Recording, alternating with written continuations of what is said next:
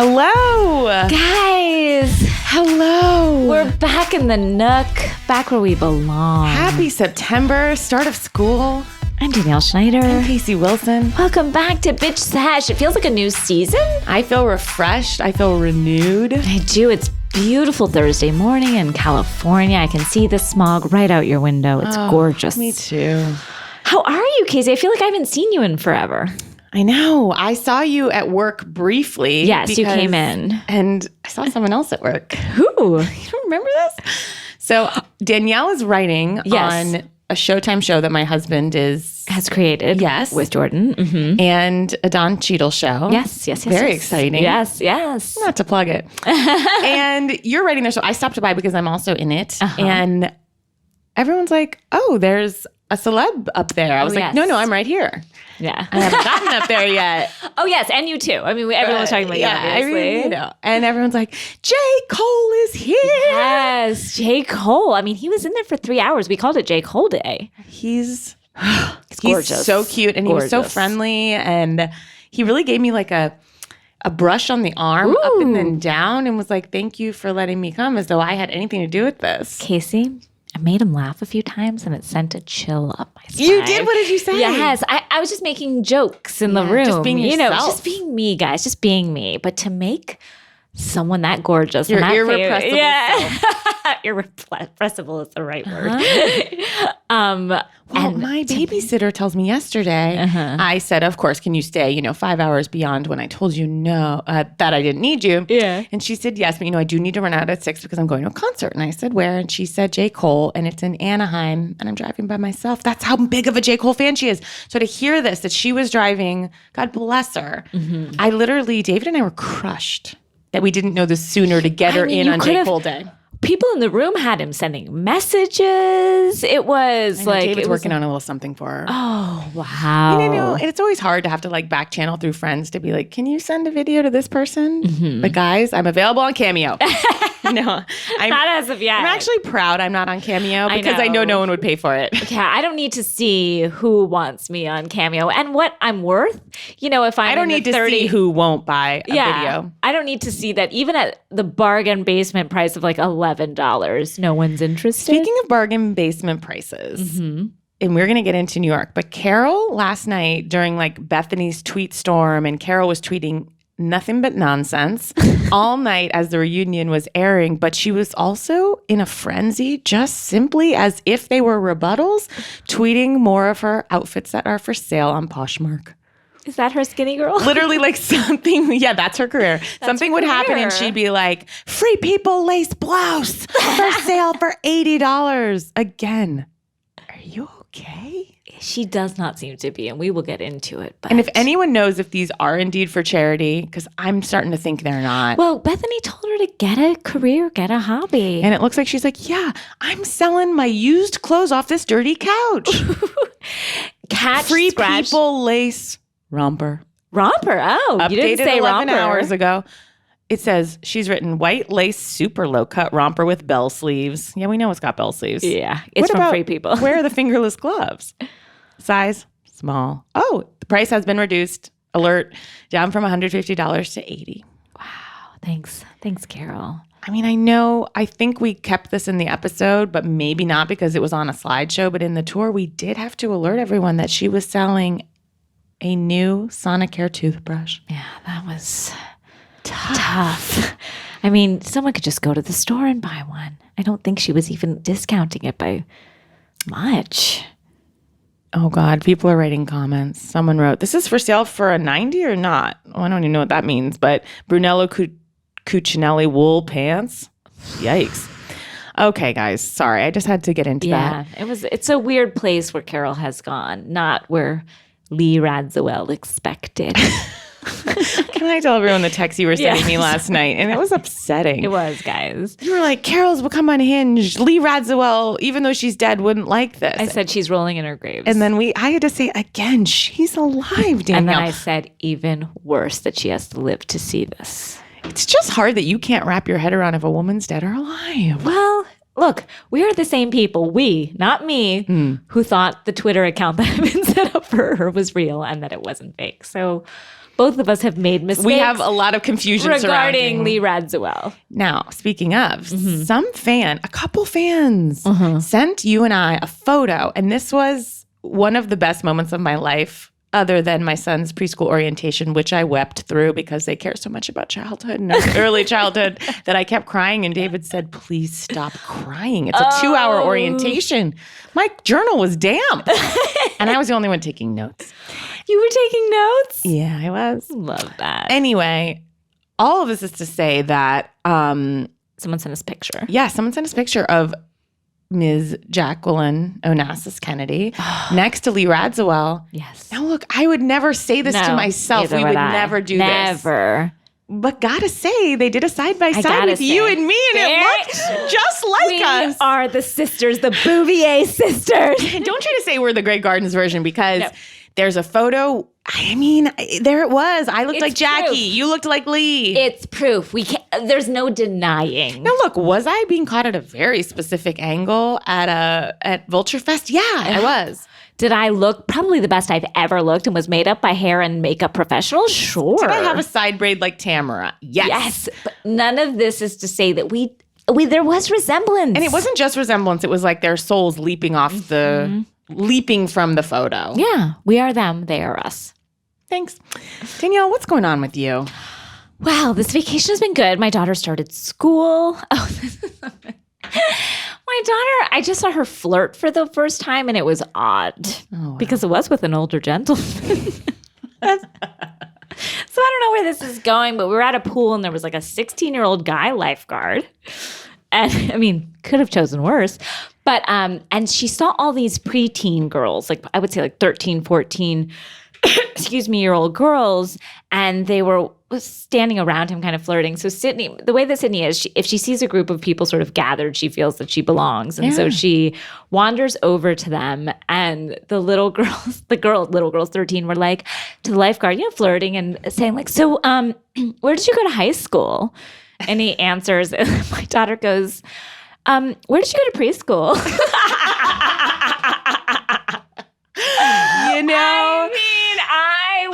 We were dying. She is a gift to us all. I mean, bold, but a good question. Good question. She sounds like you with J. Cole. Yes. Where did you go to preschool? Where did he? Oh, that is so funny, Danielle. We were dying. She's so cute. She's funny, but like already that flirtation was all right. Okay, here we are. Here we are. Yeah. So, well, Danielle, speaking of pools. Last time you spoke about your experience in a pool, we were all shattered emotionally, sexually, and physically, and spiritually and financially by your story. Something else has happened in regards to my pubes, and I blame myself for this and my family, and there are people in the room that we have a lovely gentleman recording us this morning. Yeah, I'm sorry. He's not going to love this story. No, but as you all know, the tale of my pubes, they're longer than one would hope, and I haven't really done much to combat that. But I knew we were going to a public pool party, and I was like, I got to take care of things. Right. Got to make some cuts. Some hard cuts. Make some changes. And so I couldn't find our regular scissor.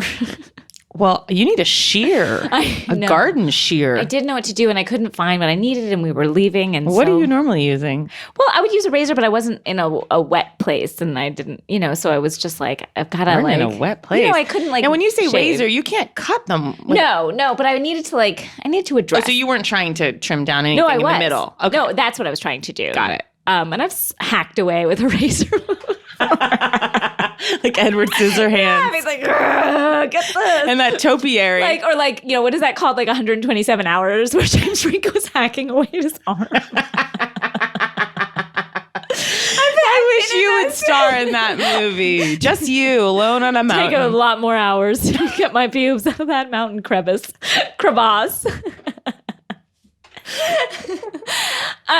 So I did not know what to do, and so I found my child's scissors. Oh, Danielle. Like the Crayola plastic ones?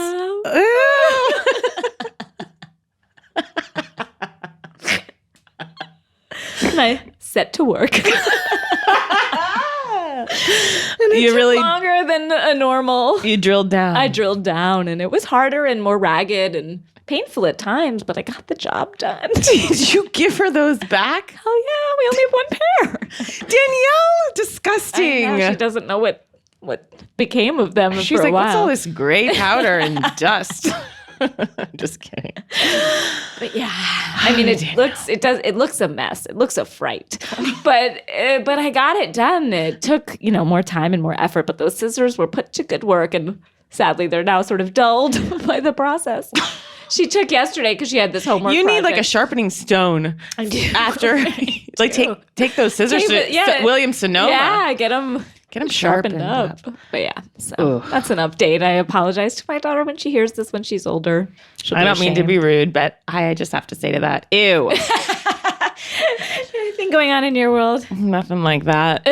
Nothing disturbing. Well, I spent my Labor Day on the hallowed ground where Eddie and Tamara got married, and where what's her name, Megan, did that weird candle. Oh yeah, the candle party with her and Jim's candle collection. And I have to say, they've renovated, and it felt really good. It felt really, really good. Really? Yeah. And I was there with June and Paul, and she had also been there before, and she said this with complete sincerity. She goes, "Oh yeah, I've been on this lawn. This is when Paul and I went to the bachelor wedding here." What? Exactly. What? They were invited, and she said they sat like fourth row for the Bachelor in Paradise, like a wedding special. How did they get their hands on that? They were invited, and they're like, "Yeah, we'll go." And she's like, "It is odd to be sitting in someone's wedding that you don't know." Also for cameras, like all of it. So a lot has happened on that grass. A lot of sacred unions. I feel like what's it called? The Monarch? It was the St. Regis. Now it's the Monarch St. Regis. The Monarch St. Regis. I feel like they'll open their door for any old reality show. Yeah. They will. They'll swing them on open and say, "Welcome." So that's all I've really got going. Not too much. You had a question you said you wanted to pose to I do have people. a question very quickly, and then we will get into the shows. Yes. And this is going to take everyone aback, as it did me. And I just want to hear from you guys. Mm-hmm. Not all of you. I want to hear from one subsection of you, and that is spinners. Spinners. Those who spin. My journey with spin is that I hate it. I don't need former addicts screaming platitudes at me. With love. I'm going to hear about that one, but with love. With love. But then, I, as you know, found my place at SoulCycle. Mm-hmm. Fine. I've been spinning for quite some time. I've only gained 12 pounds doing it. And wait, what? I guess muscle? I was working out with a trainer that I hadn't worked out with in years. And, I'm starting some shows coming up, and I'm like, okay, let's just get to... Can I say, and I've said this to you off air, Casey, you look fantastic. Thank you for saying it on air. Where it only matters. Mm-hmm. It's like if a tree falls in the forest and no one's around. Yeah. Thank you so much. I appreciate that. So he's like casually stretching me, and this is the one trainer. Now the head trainer was somewhere else, and he's like, "So what have you been doing? What have you been up to that got you here?" Mm-hmm.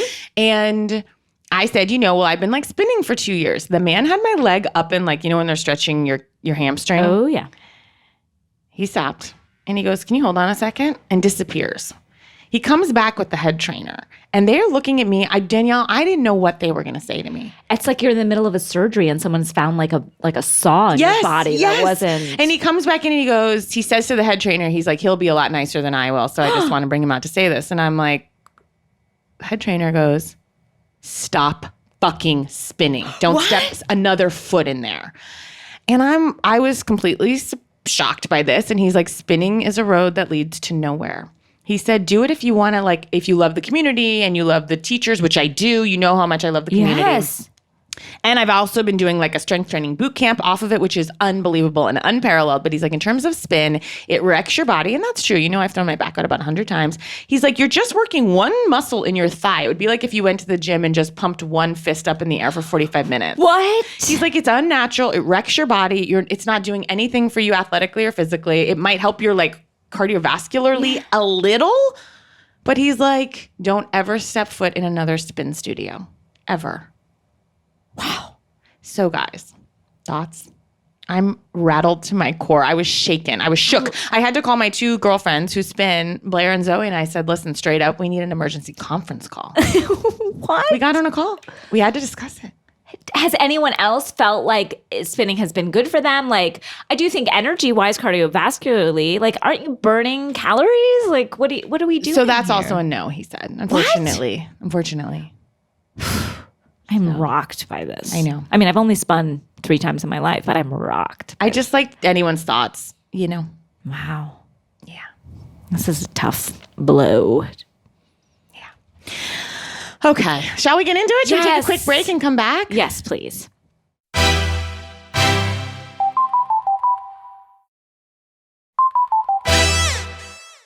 Guys, we're back. We're back. One thing I do want to do real quick before we start is my husband Sweetly came on the podcast last week when I did that sort of like last minute mini pod last week. And Sweetly let me apologize to him on air, even though he said that, the housewives are, contributing to all the world's ills. That's okay. He's wrong in that. But I also wanted to plug a project that he's doing that I was a part of. It's a new Stitcher podcast, Stitcher Premium podcast. It's really funny. It's called My Dead Wife, the Robot Car. And Matt wrote it, and it starts about you? No, it's not. But it basically is about this guy who he and his wife get divorced, and then his wife dies and turns into a robot car, or like that her brain gets one a robot car. And it's starring him and very funny Mary Holland from Wild Horses and many other things. She's a dream, isn't she? And then I have a part in this week's episode, and a lot of funny people. Horatio Sands is in it. Betsy Sidaro. So many funny people. So check it out. It's on Stitcher Premium, and it's really called funny. My Dead Wife, the Robot Car. I want to just say in general, because I don't know, I'm sure people are aware, but I do need to throw this out that Danielle's husband, Matt Besser, is solely responsible for my career. He is the founder of the Upright Citizens Brigade Theater, along with Amy Poehler and Matt Walsh and Ian Roberts. But it's truly like how do you say preeminent? Preeminent? Preeminent? Is that the word? Is that a word? I don't know. Comedy theater in the country. It was started in New York, and it's every single comedian truly working today, acting or sketch or stand-up, has come through that theater. That is true. Matt started it and put Juno and I show up there. Next thing you know, I'm asking questions about spin on a podcast. It's true. No, but truly, Matt, got us that slot to run our show for a year, and he's a genius. I think so. I'd like to think so. Yeah. So listen to My Dead Wife, the Robot Car on Stitcher Premium. Guys, come on. Okay. New York. Ooh. Guys. We're on. We ended the trilogy. It was a trilogy. I'm floored by what has happened to 2 grown women by the names of Bethany Frankel and Carol Radziwill. It is shocking that these 2 adult women have come to this. Cool Carol is not Cool Carol. It was a facade. It was a lie. This is who Carol is, guys. And she is petty, and she is just as bad as as a Ramona, as a Vicky, as any of them. Look, Carol came undone in a way on this reunion that I know there's Team Carol people out there, obviously, as you know, Deanna Chang. I found out yesterday, my own sister-in-law, Shira Weiss. Shira? Yes. Team Carol. And I told her, look, I think you guys are being snowed by her cool girl act that she presented at the first season. And it's like when you think your siblings are still the same. Yes. That's not who she is. And you guys really snowed by that act. But last night when she got into the fucking, what was it, amygdala or the... Ooh, when she said, and this is what and I quote this, I have a ginormous hypoxmus. Hypoxmus? No, I wrote it down as well. That's not what I wrote down. Ginormous hypoxmus. I have a huge, and then Sonia said, I have a huge vagina. So there was a follow-up. She said, and I quote, I'm hypersensitive to emotionally unstable energy. I'm a very sane person, and I approach emotional issues logically. I have a huge hippocampus. Apparently, it controls me. It doesn't let you react emotionally to things. And Sonia whispers, that doesn't sound sane. She's a nut. She's a goddamn nut. You're right. It is hippocampus. I just put an S where an A needed to be. And she was refusing to even hear. And look, say what you will, I know Andy was on Bethany's side, but I feel like he couldn't squelch his normal human instincts to be like, the woman on my left is fucking nuts. Now, in Carol's defense, I will give her some, because I'm a human being who has eyes and emotions and I see what's in front of me. Was Bethany acting insane and childish? Yes. When she was being like, "Ew, is this what we're saying?" Like when she was like imitating her, I felt was just like, Bethany, is this what you want your child to see? Like I did have Danielle. Sorry. I mean, is that what you want your child to hear? Your story about you hacking away at your pubes with with her scissors? With joy. Yeah, I guess that's right. But what I've done in this life, that if you were to pass on timely, I'd play that at your funeral. Please do. Write it on my gravestone. I'll just hang a little nail with some scissors hanging off. Danielle does not survive, but her pubes will grow on. Those pubes will grow long after I'm dead. You know that. They wrap around a tree and like a huge vines. Tree of life grows. Ew. No, I just kind of felt that Bethany was acting immature in a way that was beyond the scope of Bethany. Yes, but you also have to understand every single person on the couch was coming at Bethany, so she was fielding a lot. Again, of course, she's insane. And that's what people who are Team Carol make the mistake of thinking, that I love how Bethany's acting. No.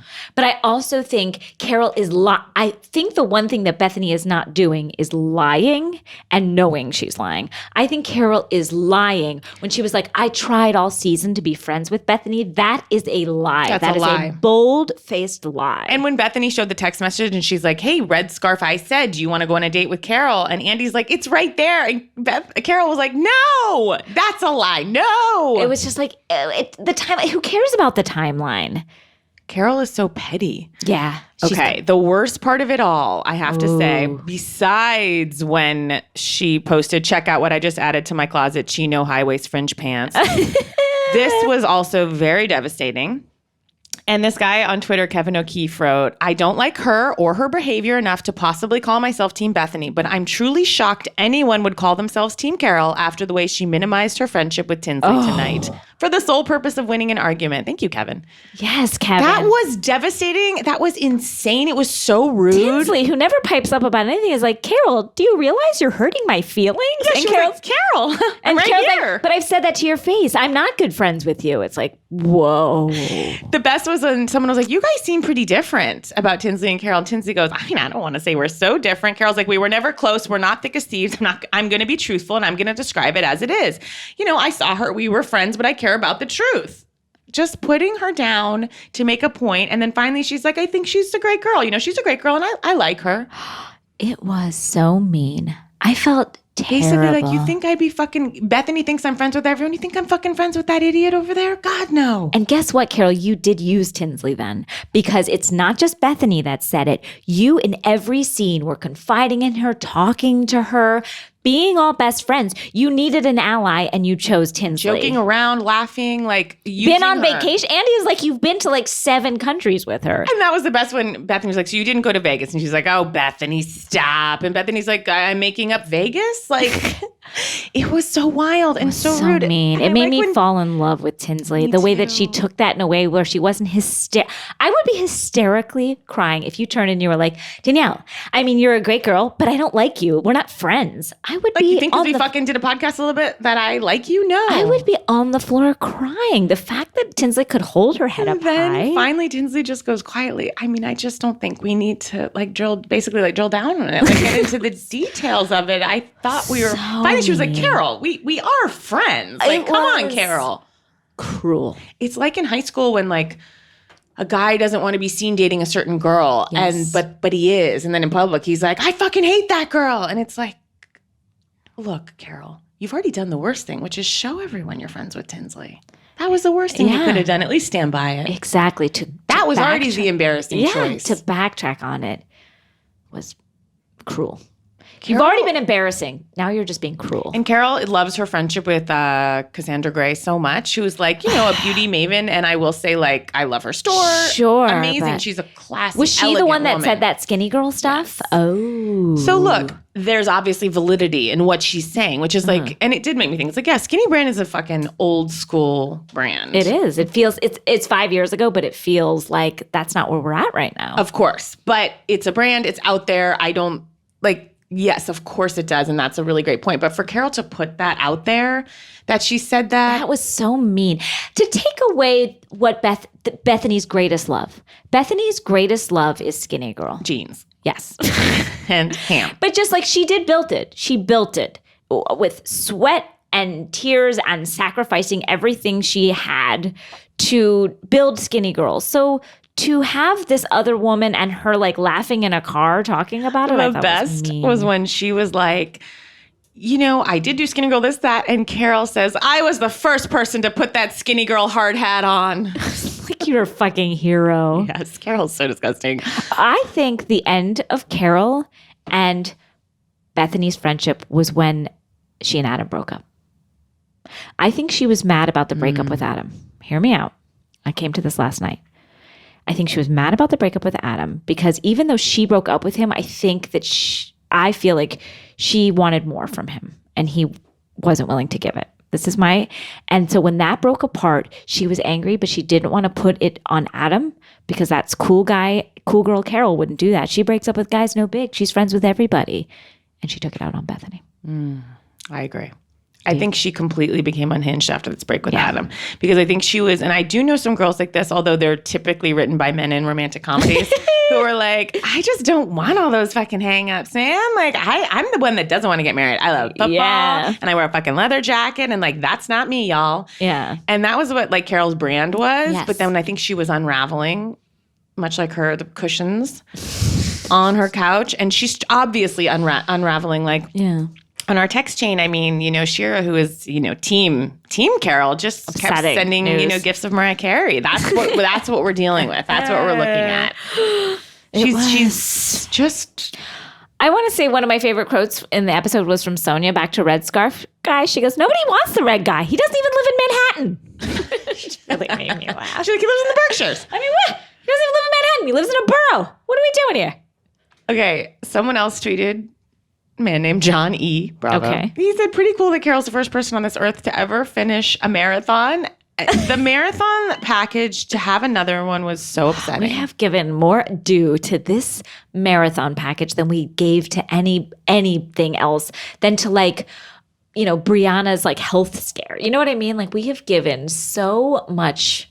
I've got nothing left to give for that fucking marathon. We've had 7 Cosmo parties for this marathon. You wrote 2 pages for Cosmo. Like, the look that Carol kept giving that made me so angry and upset is when she would look down kind of askance, like to the side, looking like my toddler when like, when your kid like puts their head on their shoulder to the side, kind of like, Yes.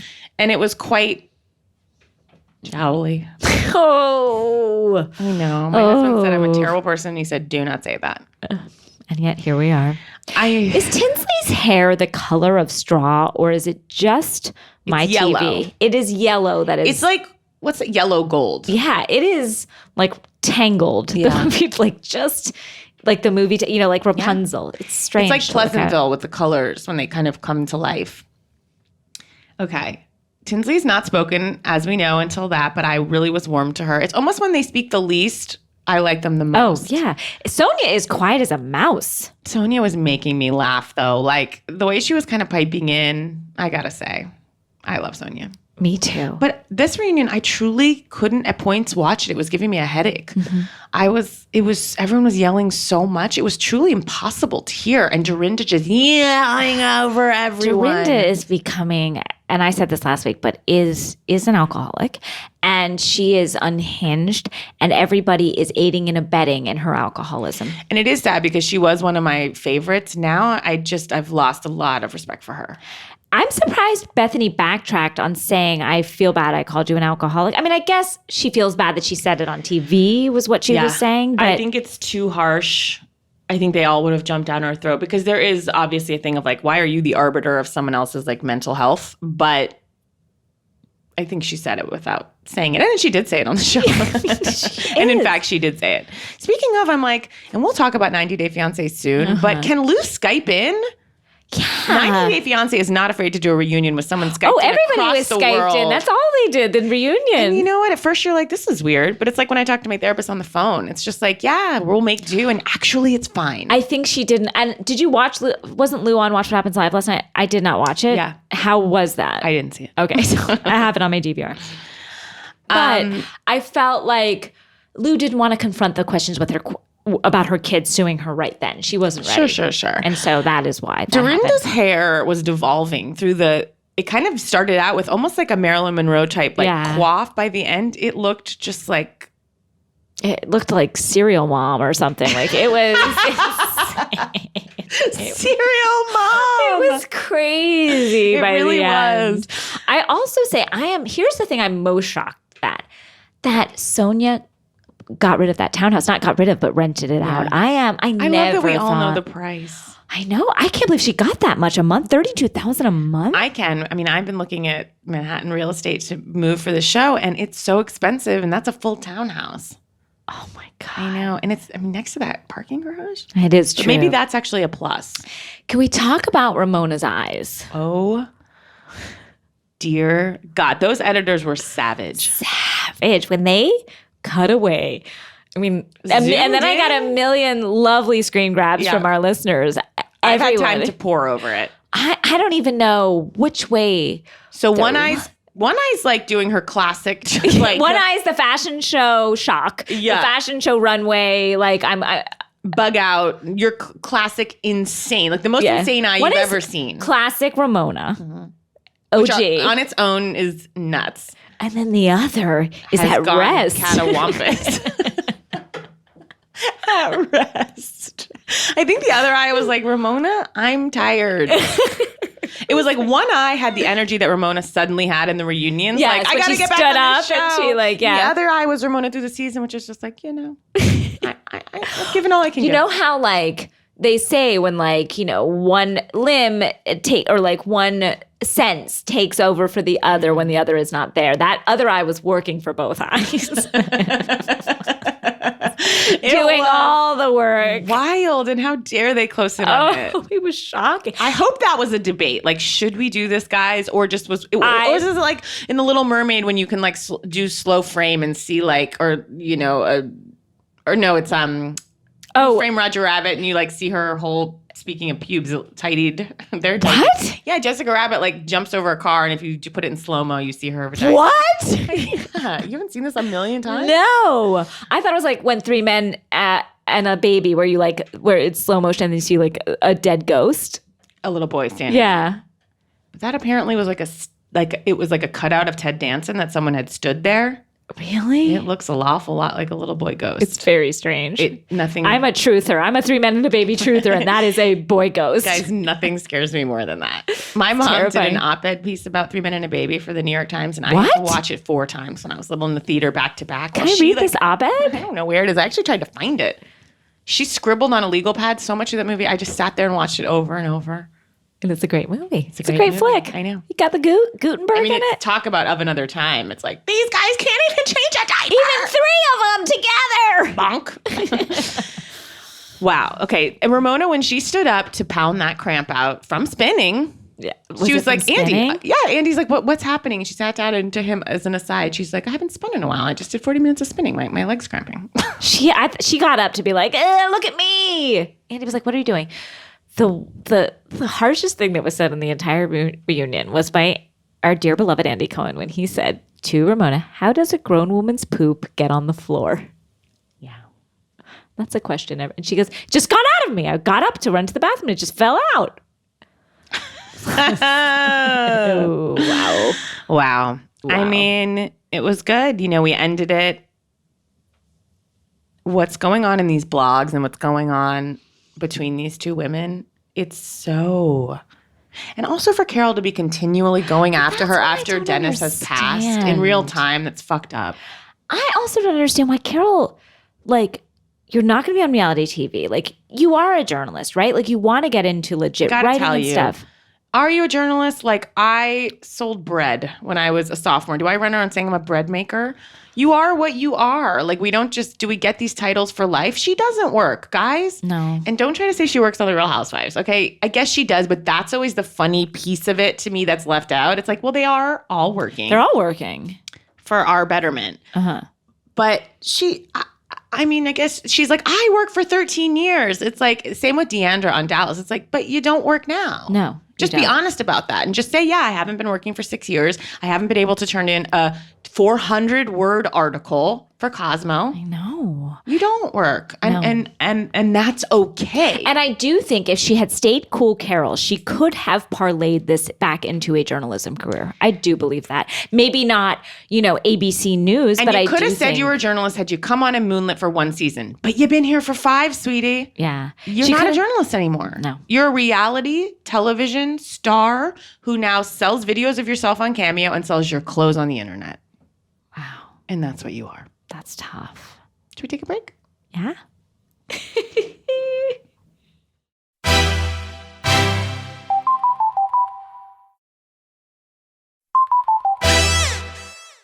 Guys are back. Shall we cover Dallas? Let's get into Dallas now, guys. Dallas. Dallas, these ladies. Leanne Locken is on lockdown right now. And I don't like it. I don't like it either. I need her drinking. And I know it's probably unhealthy for her. I wrote the exact same thing. If you're not drinking, get the hell off the show. Because, Leanne, we need you at your Lockenest.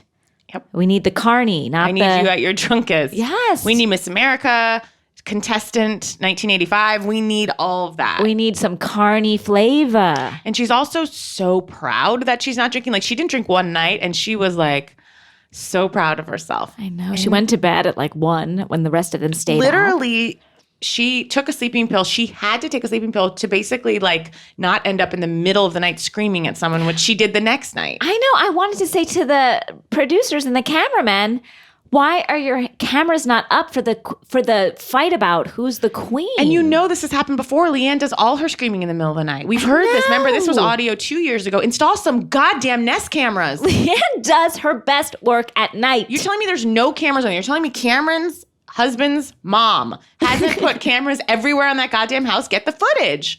I would love it if it was black and white. That'd be even more fun. Better, more eerie. Nice aerial shot. We need from like behind a like buffalo head or guys. Call to the producers. Get night cameras anytime Leanne's there. I'll watch her sleep. I don't care. Get it. Get her drinking. She's literally like, okay, well, if I don't want to fight with anyone tonight, I must drug myself at 6 p.m. Otherwise, there she went. It was funny for me that Cameron is the most out of it human being that's ever lived on the show. She's like, we got to get out of the bubble and go to Beaver Creek. Beaver Creek is the bubble, bitch. She is. She's really. And then she also said, like, I didn't grow up with these things that they have in Beaver Creek. I'm from Montecito. It was. I wrote that down. That's the best line. She's like, I didn't grow up like this in Montecito.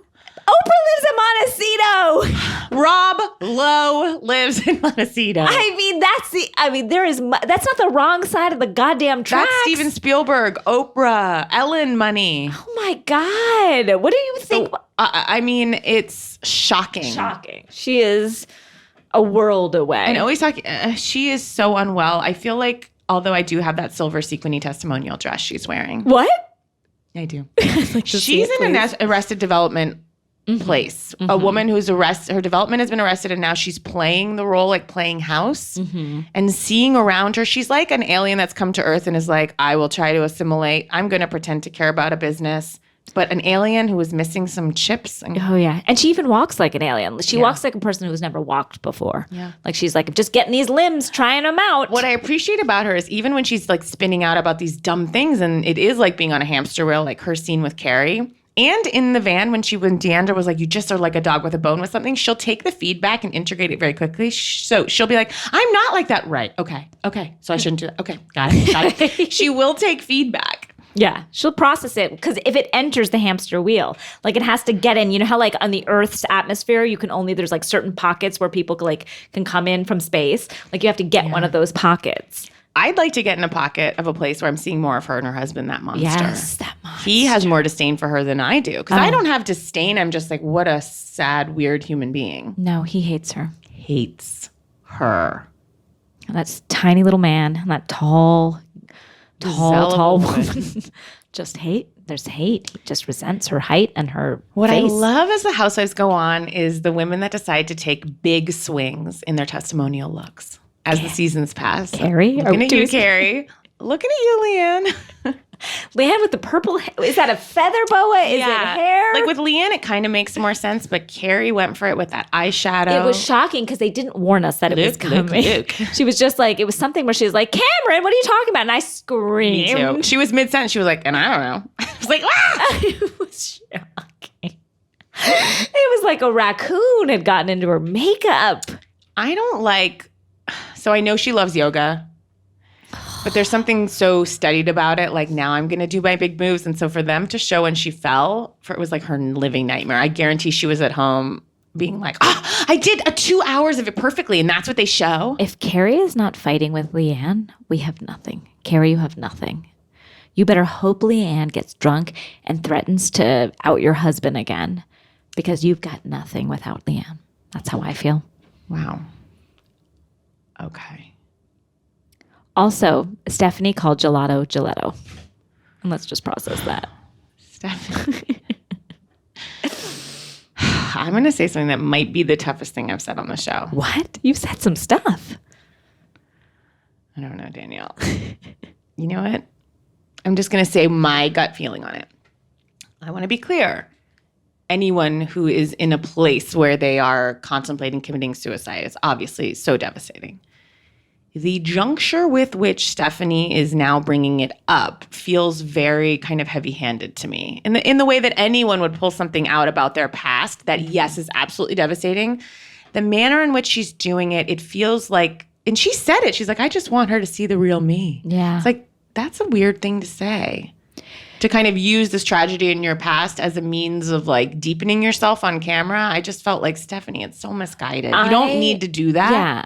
I, again, know many people who have gone through depression and have I. And have both, thought of suicide and succeeded and many things like that. So I'm trying to speak with sensitivity. I think we both are, but it rang false. There was some, not that what happened to her rang false, but that the presentation of it felt opportune. Does that make sense? Yeah, it does. And so now, one thing I liked that Stephanie did, Danielle, to switch gears a bit, is I do love the notion and the trope in the show, and you're kind of saying it about Carrie and Leanne, like it doesn't work in that instance, but it's when obviously like women that hate each other the most take up with each other. But it's not just that they take up with each other.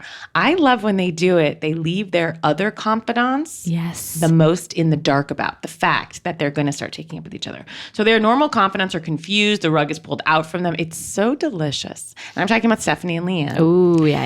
And the same is happening on OC with Kelly and Shannon. Ooh, yeah. It's like the person that's been there for them the most, they just fucking nudge off the ledge without warning. And the next thing you know, they're at drinks with this person, and they also, that friendship is fueled with the energy of like, isn't it crazy? We're friends. It will bite them in the butt, as it always does. It won't end well. It has never. When you befriend the enemy of your friend, it won't end well.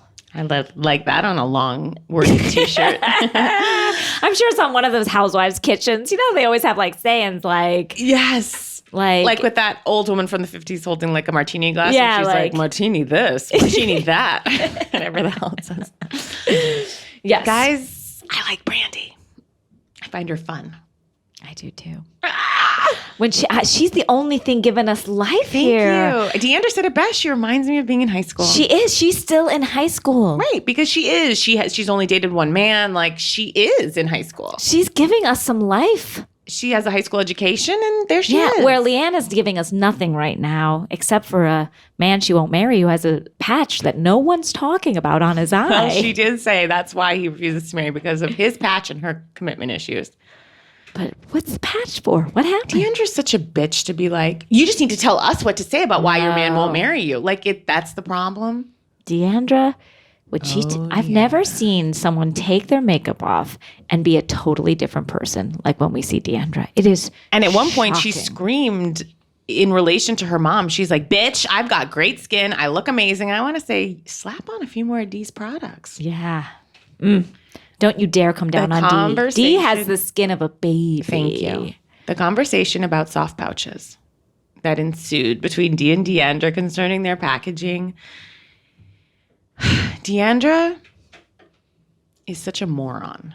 She's her mom does not want to give her something. It's the same when you say to your husband, like, you don't give me enough flowers or cards, and then they do it, but it's so begrudging that it feels terrible. So Dee's given her a little bit of this business. She said, you can have half my salary. Very generous. Yes. And Deandra's like, but you won't give up the business and you won't give me the rest of your salary. So wrong. Get a fucking job. And I don't want to hear it that she's off doing algae creams. Get your own job. She has such a skewed perception of what she is owed and how she is coming off that she feels righteous in trying to steal her mother's company. And the best is that Dee is such a great businesswoman that she's like, actually, no, I've worked hard on this. I have customers who are loyal. I know better than to turn over the reins to my idiot daughter. Yeah. Who hasn't worked and doesn't know the business. And who wants to do soft pouches, whatever that means. I don't know. When she said soft pouches, I was like, Dee, get her. We can't have it. But I don't need no packaging. The oldest product needs to come how I know it to be. Anytime a big change comes, it's hard. And I bet women of a certain age are used to some. And like I admit, when something changes that I've known for 20 years. You think my grandma wanted to see Pond's cold cream come in a different container? I almost said I don't want to see Pond's cold cream come in a different container. If I see Noxema looking different. If I see Seabreeze in a different container, no. No. They're not changing Chanel No. 5. No, because it's a classic. And I gotta say, I feel like Dee's like, what are you doing? Deandra's like, well, that's the thing. We need newer, different, younger customers. It's like, maybe you don't. No. Why is everyone needing every part of every market? Not everything appeals to everyone. The Cheerios box hasn't changed in 170 years. What happened with Coke? When they had to go back. Change. Remember that? New Coke? No. Honestly, Deandra needs to take a page from Ramona, who said in the reunion, I think I felt entitled, but now I realize that that's not really the way to be. Wow. Oh, real quick, back to Ramona. Remember when she's like, I realized that maybe I'm not entitled to the biggest room. That was as if quote. It had never crossed her mind before. It was so amazing, the reaction. It was basically everyone was like, wow, we've hated you. We think you're awful. But in that one moment, you were okay. She got a round of applause. Applause. For saying something halfway decent. For doing something which every human does, which is think about other people when they make decisions. No housewife can control their bladder. Have you noticed that? They're all peeing on each other all the time. Stephanie, what's going on with her? Talking about how she was the one that said the snowmobile felt good in her vagina. No, that was Brandy. Okay. Let it slide. I think Brandy deserves a better sexual partner than she has with her husband. I'll say. I think Brandy is a wild cat in the bed. Hellcat.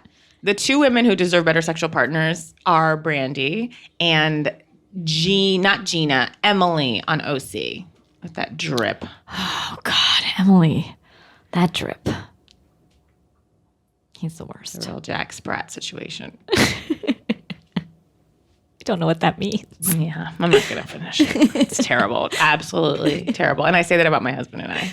I don't even know what it means. Jack Sprat could eat no fat. His wife could eat no lean. Let's take a break.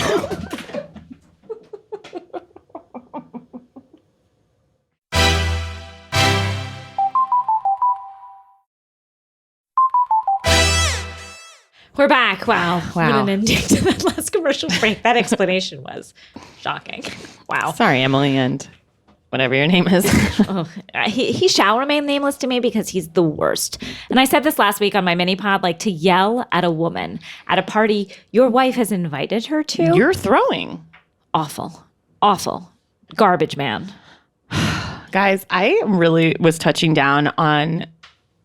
I guess we'll start with Orange County, actually, since we're here. I was touching down on Orange County's opening lines and how wrong they are this year. None of them are given with any oomph or any flavor. Kelly's is actually kind of good, but then she crams in too much at the end. She goes, call animal control, because there's a cougar on the loose in the OC. don't think I Like, we don't need in the OC, guys. And then Shannon's is the last one, and she is dead and robotic. She's like, I don't even know what she says. She's but on it's antidepressants in a way that I've never seen. Oh, wow. I mean, as someone, as you know, who's on them to the hilt. I know, but Shannon is You think? not there, I believe. I mean, I don't think antidepressants cause someone to be not there. I think maybe it's a powerful anti-anxiety. Yeah, that's what I meant. I didn't mean antidepressants. Well, no, she may be. You know, look, no disrespect, obviously. No, please. I'm called on their power many times. Oh, I've get through life with them. And actually, maybe I'm not there. No, I'm kidding. I know, you're here. I'm kidding. I believe me. You know what a proponent of medication I am. But something's going on. I mean, to me, she seems like a raw nerve. You think I think there's a vacancy down under no, medication? like I also think she is a raw nerve. I think I'm saying this wrong, but I think that there's a vacancy in her eyes. I think she's just hurt, probably. Yeah. There's pain. Well, there's speaking pain. of medication, strange when Sonia's defense for saying everything under the sun was that she was weaning off antidepressants. Is that? I mean, I've weaned off and felt absolutely. She said she cut them cold turkey, though. Yeah, but I felt terrible. Like, certainly you're going to feel terrible. Yeah. But I don't know about just then you're like calling your friends like It was strange. a whore and living in I thought that was a terrible excuse.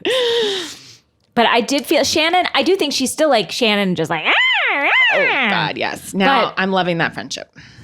of her and Kelly. Yeah. You were saying that like Kelly to me is finally so interesting. Single Kelly.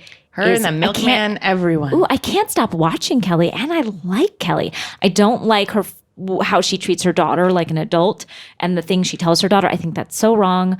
Do not do that, Kelly. If I could beg you, just keep it separate. But her daughter taught me a lot about how to separate dry and wet when you're cooking, to separate your dry goods and your wet goods, and then throw them together. Ingredients, rather. I did not Still know need that. a little more help. Yeah, still. Jolie should do some internet cooking Jolie lessons. is so sweet. And when they went to the soup kitchen, I admired Kelly for dressing down. Yeah. She put on a big puff hat.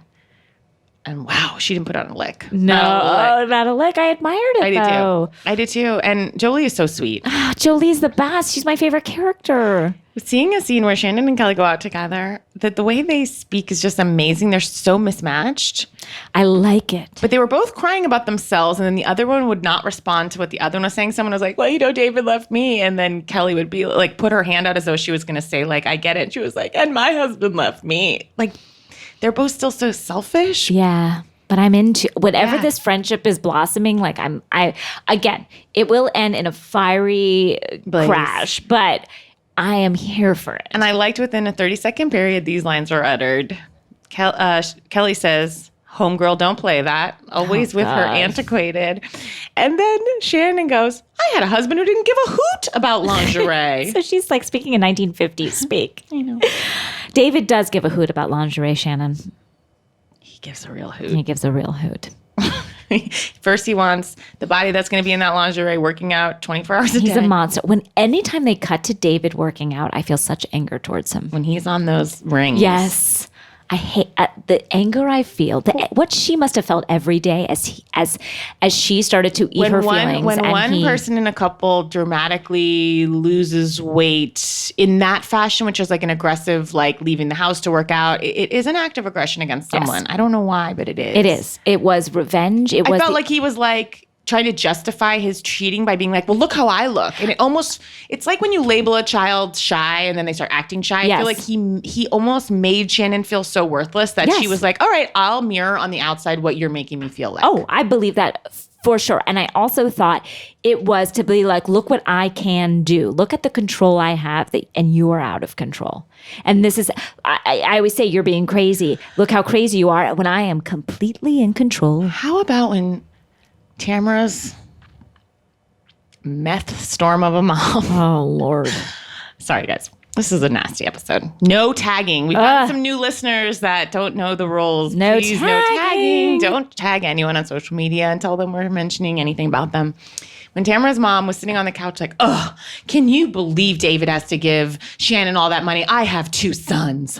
And basically like, I don't want men treated like that. It was like she gave up her entire life for this man. He cheated on her. She gets whatever she deserves. Does he have that money? From what? Yeah. Contracting.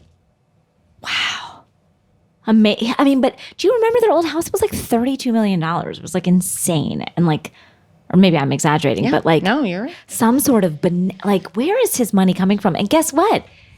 You owe it to your family, whatever. So I'm really feeling the loss of Brianna and Ryan. Me too. And you know, I feel a bad feeling behind it. He was like, Brianna, it's me or the show. He bullied her so bad. And he's like, we're not showing our kids one time on that show. We're moving to another state or I'm out of here. 100% that's what happened. He's bullying her. Cannot stand that man. And I hope that Brianna gets someone worthy of her. And I know she has 2 sons with him. And, you know, I want the best for her and her sons. But that man is they're in a 90-day fiance-esque relationship, which we'll get into, and she's never going to leave him. Oh, it makes me sad. Tamara, please, enough with the side braids.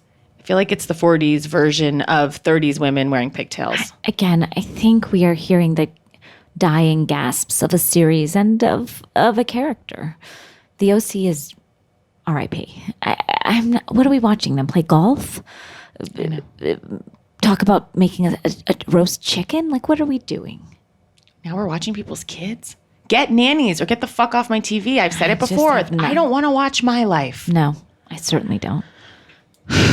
Yeah, I don't know really what's going on with it. I don't know where to go from here. I hope it's somewhere. And I feel like we're in kind of a tonnage issue. Like they're just throwing them all on at once. And I'm like, I don't know. Yeah. I mean, OC, maybe there's something for us this season, but it's not revealing itself to us as of yet.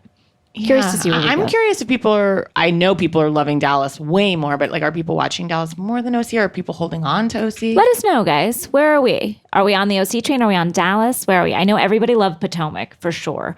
We all really got on the Potomac train. And so I know that was exciting. Loved, obviously. New York was, as Danny Pellegrino just said, a perfect season. Yes. Mm-hmm. And I don't think we really put that fine a point on it. It was a perfect season. After a previous perfect season. It was like they won the World Series, whatever, the Grand Slam? I think anytime we do sports analogies, it's a failure. It's off. So whatever that is. Tony Award. Yes, and an Oscar. They got an EGOT. That's what they did. Yes, the BAFTA. Yes. Okay. Potomac. Guys, Potomac wrapped up this season. Yeah, it wrapped up a few weeks ago, but we weren't here when it did. It wrapped up with a bit of a whimper. It's always tough, and they just did it with, which season just ended? The 2-part reunion. Yes. Oh, Southern Charm just in it. And it's kind of like, I think it speaks to like there wasn't necessarily enough fodder, but in a way I'd like more. Yeah. I really appreciated how on Potomac they brought out every single husband. I feel like we're not doing that enough on the other. I don't know that they'll come. I think on Potomac they all came. Right. They're just like, fuck. Yeah. Even Ashley's terrible husband, who I spoke of last week, who I hate. Hate. Was he crying at one point? Gross. He was like I with said, Ray and crying. I know. He was just the worst. And again, I think Ray's very sweet. I love Ray. I know. I don't care what kind of problems he's having. No, I love like Ray. A lot. I do think he loves Karen too. Thank you, Danielle. They're the best relationship on that show. And I say that hands down.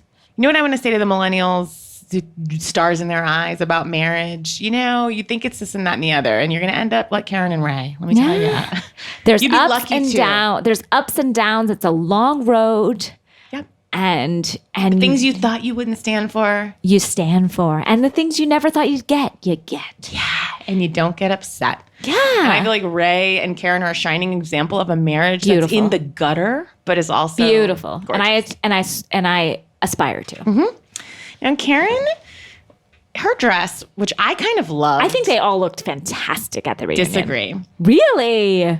I mean, I appreciated that Monique was wearing, as the Vulture commentator wrote, pregnancy cutouts. I did appreciate that look with like rope. Yes. And then like kind of like Michael Jackson-esque I enjoyed shoulder pads and ropes. Yes, I enjoyed all of it. Like very nautical look up top. Mm-hmm. I guess I liked what Candace was wearing. I thought Charisse looked amazing. Yes. I thought Karen looked amazing. I know. Karen's breasts, how to say, were spilleth over. Yeah, her cup runneth over. Her cup runneth over. It's just when you do pull back. Like I felt so bad for Karen when she went off. There's always this thing with the housewives where like the worst among them, when they do hit a poor patch, then they're just like so upset. And she was obviously crying because she lost had a tough both year. of her parents and with Ray. I felt so bad for her, but it is just also when she pulled herself together and was coming back out and is just like crying with her breasts scattered. Heaving. Scattered about her chest. They were. They are out of control. Andy didn't seem to have too much sympathy for Karen. I think Andy's always like, where are you? Come back. Let's go. Let's start. We got to keep it rolling. I think he's like that with all the ladies, even with Kim Z when she like ran off. And he was just like, all right. And she was being terrible. Like, they're all beating up on me. He's like, all right. He's like, I got to meet Bruce Bozzi at the Palm. Get the fuck out. I know. And he was also He's like, I got to go to another yacht with Diane von Furstenberg. He's had a real yachting summer, Andy. I've been really following him. I followed his tragedy where his plane was waylaid. Yes, I remember. He had to go back to America. I don't want that for you, Andy. No. We sympathize with you. We have tears for you. But I mean, wow. Giselle was a calm in the storm. And I love the way she went. And I said this last week, but the way she went to Karen. And she didn't touch her. She was like, you're a very strong, beautiful black woman. And Karen goes, I know. She was like, you are one of the strongest women I know. And Karen was like, I know it. Damn it if I'm not. Damn it if I'm not. But I did feel badly when Karen was like, I don't want to be strong all the time. Oh, that broke my heart because she is a pillar of strength and she holds herself that way. Even her voice. Look, she's a pillar of insanity. Yeah. And she probably doesn't want to be that all the time. No. Who does? I mean, Carol's heading there. Charisse is such a dirty little dog. Oh, Charisse basically did her business through other people. And she said it straight up. She was like, yeah, I'll make no secret of it. You know, I tried to get Sherman's ex on the show 2 seasons. And Giselle's like, didn't work the first time. She was boring. Didn't work the second time. Again, same reason, boring. Because she is. But then Charisse is like, yeah, so she didn't make it on the show. So I just thought, I'll just like bring her out at a party, see what'll happen. Charisse is dirty, dirty dog. It's like, I've never heard someone speak so baldly of the like plot points that they're trying to orchestrate. Charisse and Giselle have never liked each other. From that first season where she had that barbecue and Giselle came in kind of loud and proud and Charisse acted like an asshole being like, no one comes in my house early. And like it has been brewing from day one between those two. I did appreciate when Charisse said, Andy was like, you look great. And she was like, yeah, I'm out there. I have to. Just straight up, like, I need to look good. And then he was like, and you're selling your house? And she was like, everything must go. Ooh. Fire sale. I don't understand. I feel badly her relationship that seemed to be a very genuine one with Monique has fallen away. So she made it fall away, though. It's her fault. Charisse did sabotage that relationship. It's again with that thing with Tinsley. Where she's like, I didn't really care about Monique. Like, I feel like she just wanted Monique to hurt Giselle. And Monique came back at Giselle this episode. I feel like she was like, you know what? I'm not messing around anymore. Like, fuck you. She came back hard. And despite Giselle's 2-foot-long rainbow-colored stone earrings, which I admired, but much like Leanne Locken's hair, I think could be shortened up a smidge. Like Giselle, I was like, okay, Monique is a bit more of a match for her. Oh yeah, and I thought Giselle looked at her with respect. I think she respects. When Monique said, okay, Giselle, just go ahead and take your outfit and parachute on out of here. Ooh. Because she was wearing like a harem kind of Aladdin Jasmine type of I loved it. Lime green, throw up pewter colored. I liked it. Silk. All of them sort of glowed in the dark to me. I enjoyed it. Like they come to play. You know what I mean? What the fuck was Chris wearing? Candace's husband? He's that blue, royal blue and gold outfit. And then Andy's like, so are you looking forward to your wedding? And he goes, looking forward to getting it over with. Oh! And Andy was like, okay. If my husband had said that to me on our wedding day, even if he thought it, fine. Do not say that. My husband was too hungover at our wedding. He was too hungover at your wedding? Yeah. The actual wedding? Yeah. David was? Yeah.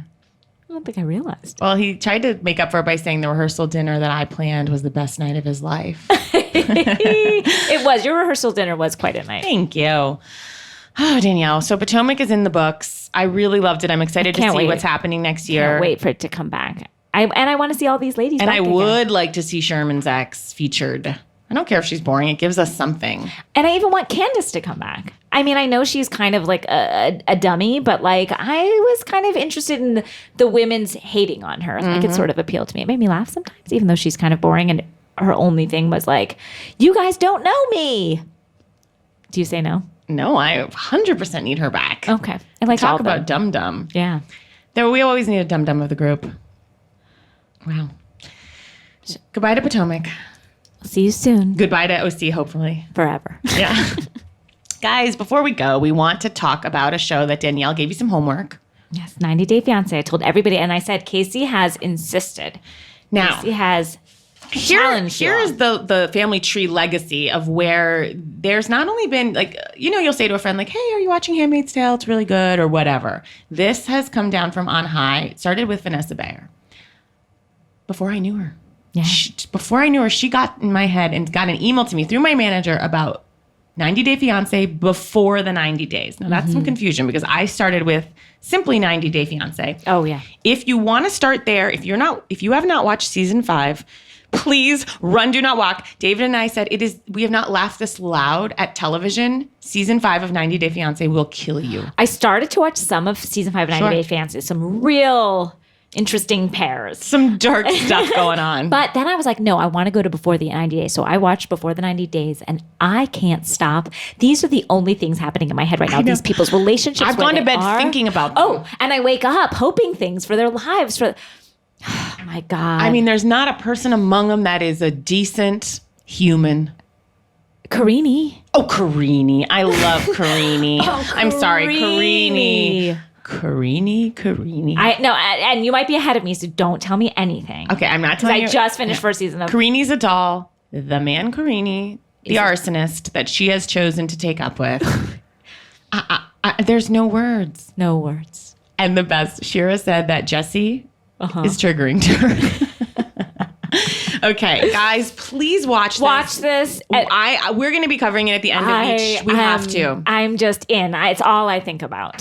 It's blows shows that I've thought I've liked in the past, like Sister Wives, out of the fucking water. If I can just tell you one thing, one little hint. At one point during 90 Days Before 90 Days, just out of the blue, a woman, poor Carini, just a man comes on camera with a machete and robs her. Now she's fine. That's why. But we're not. This isn't the Kardashians where we're making up plot lines that Kris Kardashian's been poisoned. A man with a machete rolls through.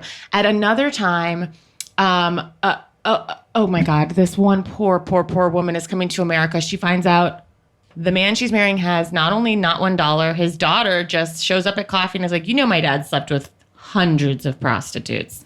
These are tough scenes that we all have to live through. No. And then there's a woman, a grandma, in another season of 90 Day Fiancé. God bless her, a grandmother. I'm not talking about grandma in the house. I was like, this is a grandma. And she's taken up with a Nigerian prince. And she flies to Nigeria with her life savings to meet him. And she says, yes, they say Nigeria is the scam capital of the world, but I know this will be different. He's 24. Guys, get on it. To end on this note of 90 Day Fiancé, we did ask Clare Mukherjee, who's also been forcing us to watch it for years. She's left me voicemails where she's just like, I won't be friends with you if you're not watching it. It's the best television I've ever watched. Of course, Shira, my sister-in-law, has been talking about it nonstop, but Claire said she wanted to make just a little voice memo for us. So let's take a listen.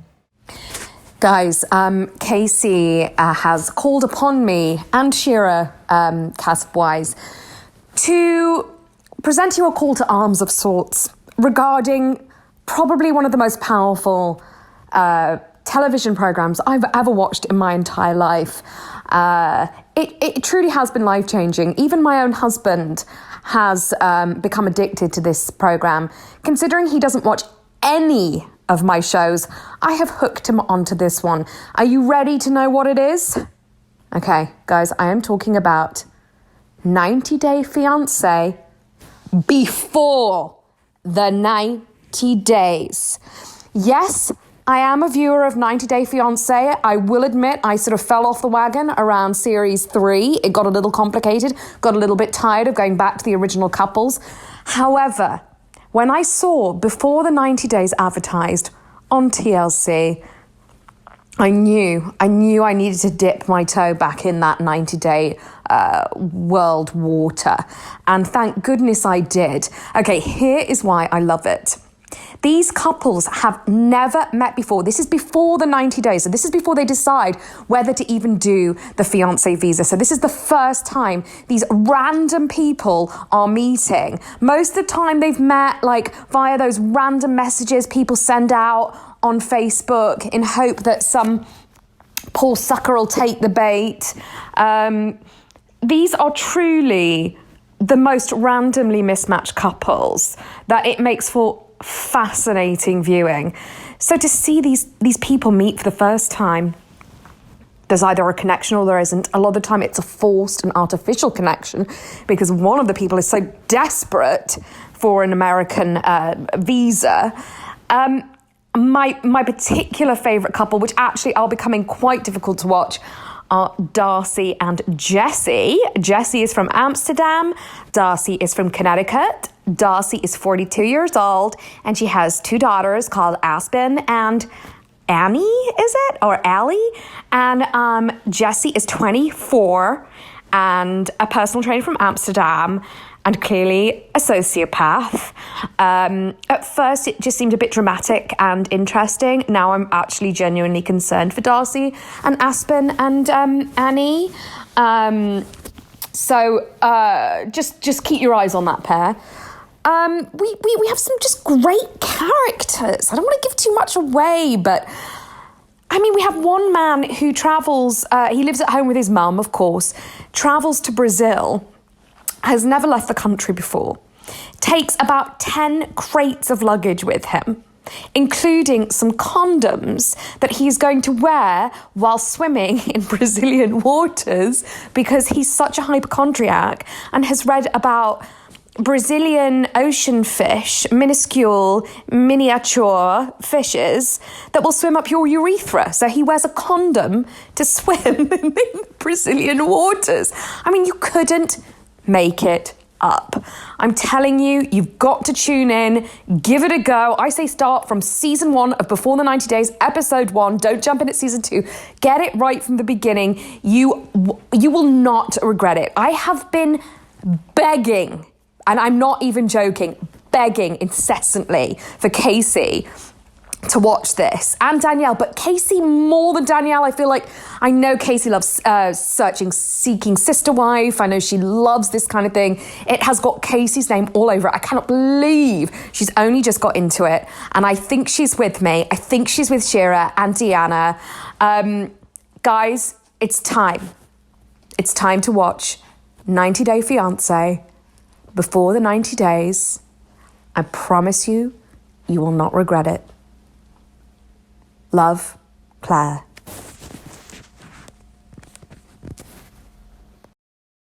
And I just want to say, we have one listener that just wants to wanted us to do a shout out to her friend, and it's cheers to Jordan and John on their wedding day coming up. Love, Lauren.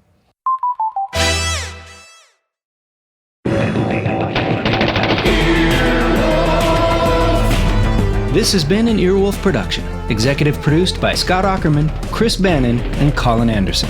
For more information and content, visit earwolf.com.